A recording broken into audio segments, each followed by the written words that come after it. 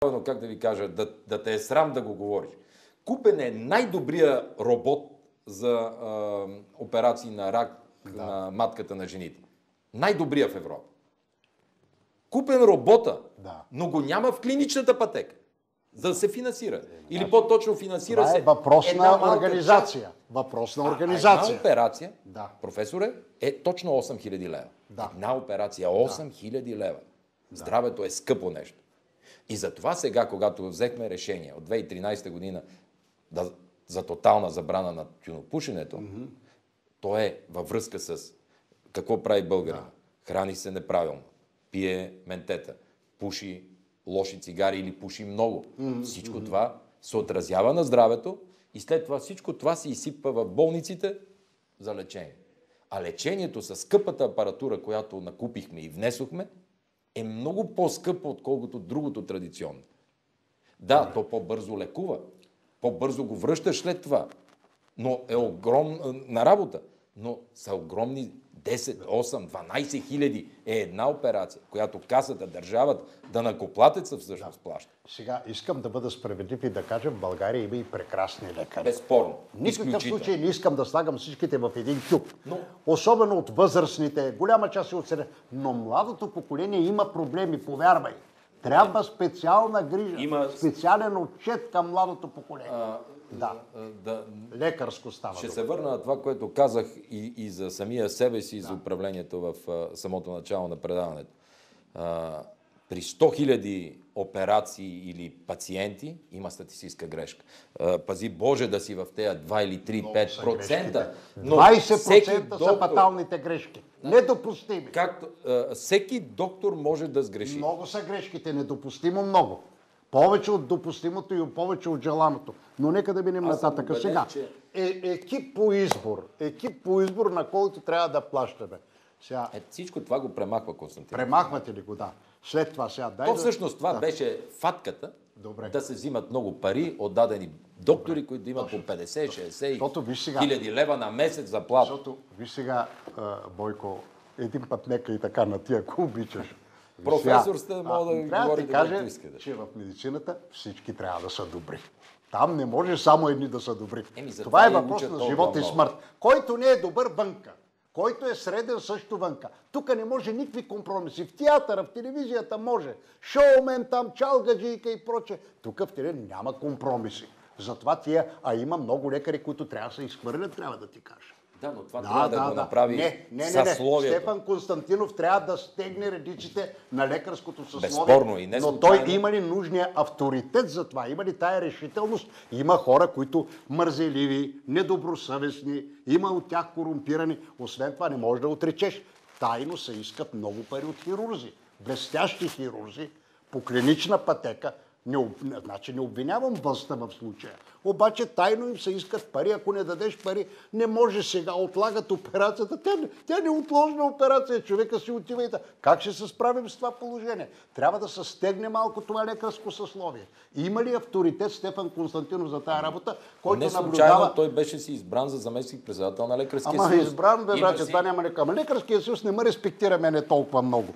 Като ми говориш за него. И Райчинов, и хората там. Стефан Константинов дълго време е наблюдавал нашето национално здравеопазване през прозореца на кюстендилската гинекология. Извинявай. Той няма дълбок поглед за цялото здравеопазване. Разбираш ли тук? Тук са били Радой Попиванов, академика, беше по времето на Тодор Живков, беше професор Кирил Игнатов, хирург и проче. Извинявай, трудно ще се справи този човек. Слушай го в BTV. Слушай ме, чуй ме в BTV. Говори глупости. И сега ще кажа какво. Оплакват са много хора. Беше на тема здравеопазване. Хората се оплакват. Лекарска немърливост, грешки, нехайство, недоглеждане и така. За всички. Моите колеги това. Моите колеги. През цялото време оправдава абсолютно всички. Казвам му тая водещата. Тя е много страхлива, тая Анчето от сутрешния блок, но се усмели, вика, ама казва, болен е много българския народ. Той казва, не българския народ, казва, беден, но не е болен. Болен е българския народ, господин Борисов. Не от вашето време. 20 години боледува. Ниски са му доходите. Няма пари за лекарства. Имаме много, ние сме добре с вас. 2 милиона, да кажем, са добре, но 3 милиона са зле. Как ще кажеш, че българският народ не е болен? Статистиката точно това показва. Огромно количество сърдечни заболявания. Да, високо кръвно. Българският народ трябва също да мисли за своето здраве. Ще говоря за това. Ще говоря. Няма да Края на пощада кращата, българския народ. всеки един човек е длъжен да спортува. Длъжен е да се храни правилно. Никой не е казал, че като седне с червеното вино и сланината всека вечер и след това ме имал инфаркт. Еми ще има. Кой не знае, че това е вредно? Кой не знае? Но не е ли добре? Или да се напива до безпаметност през вечер и цигара от цигара да пуши. Говориш го това на човек, който през целия си живот не е пил и не е Добре, пушил. ма, кой му е виновен на този човек след това? Да, прав си. Кой му е виновен? Това е друг въпрос. Поначало Всички да му извадиме пари, след това да му платим операцията. Поначало има ниска здравна култура. Той не знае какво значи профилактика. Той не мисли как да се пази. Това е вече другата страна и нямаме различия. Но става дума за твоята кадрова политика.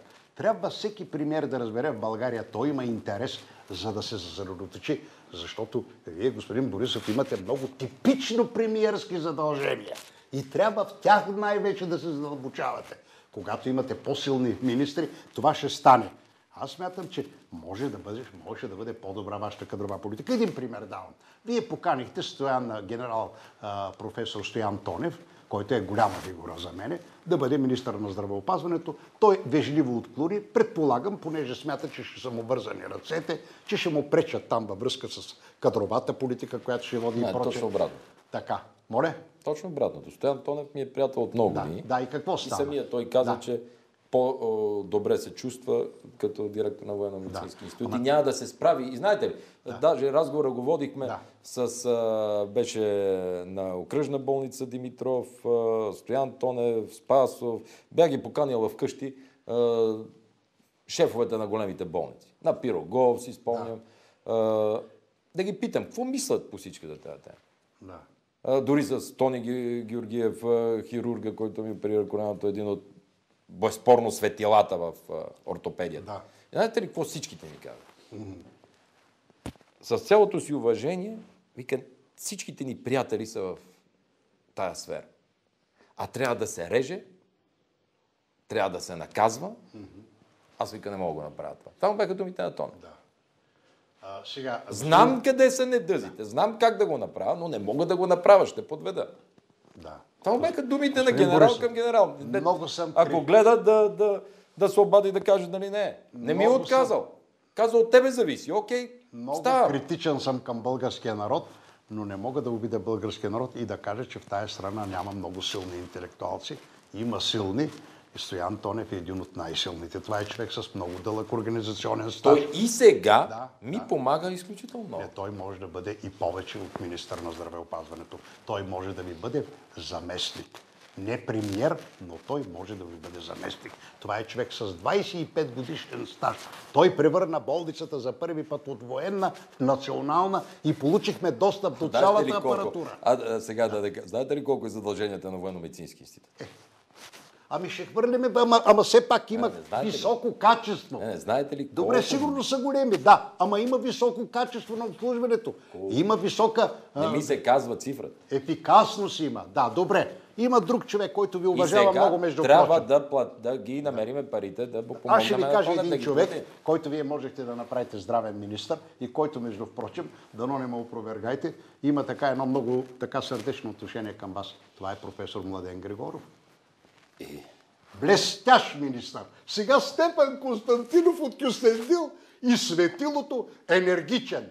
Блестящо познаване на историята. Уникална енергия. Обикаля цяла България. Широка медицина. Огромен авторитет. Ами насочете се към такива хора, веднъж, бе.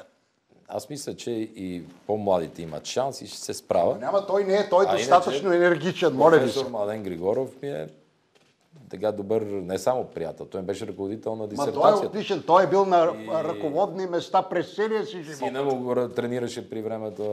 Това няма значение, той е човек, който е класи над господин Стефан Константинов и като ръководител.